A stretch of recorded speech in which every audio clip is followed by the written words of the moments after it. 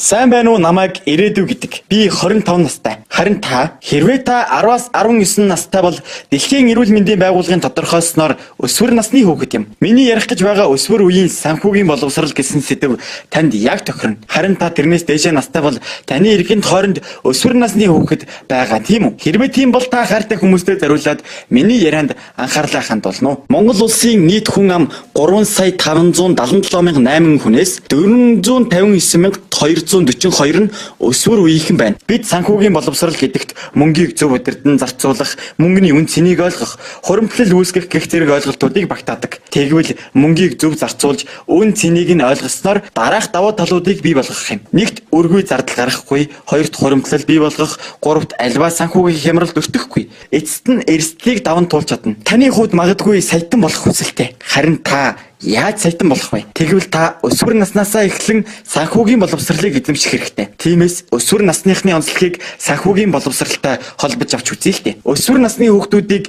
эхэн үе, сүүл үе гэж хоёр ангилдаг. Эхэн үед нь 10-аас 14 насныхан багтдаг. Энэ үед өөрийгөө үлгэрлэн дуураах, загвартай харьцуулж эхэлдэг.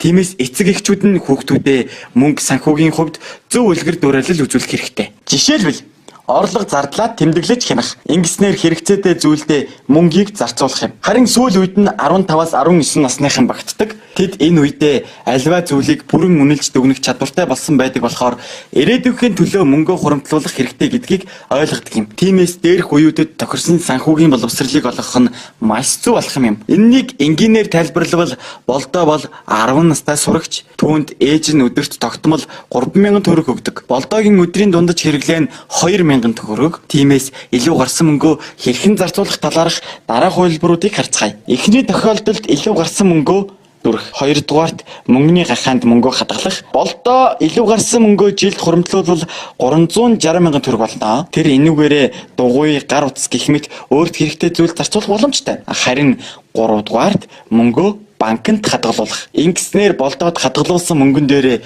хүүгийн орлого нэмэгдэж орно. Хадгаламжийн хүү 16.2%. Тэгэхээр болдоогийн 1000 төгрөг 1 жилийн дараа гэхэд 424,130 төгрөг болно. Энэнийг гахаанд хадгалсантай харьцуулбал 59,130 төгрөгөөр илүү байгаа юм. Дээрх хувилбаруудаас хамгийн зөв нь мөнгөө банкнд хадгалуулж хуримтлал үүсгэх юм. Болдоо мөнгөө энэ мэтчлэн 8 жилийн турш банкнд хадгалуулбал ахлах ангиа төгсөхдөө 6,84,192 төгрөгтэй болно. Ингээд болдоо саятан боллоо. Та ч бас саятан болох боломжтой. Анхаарлаа хандуулсанд баярлалаа.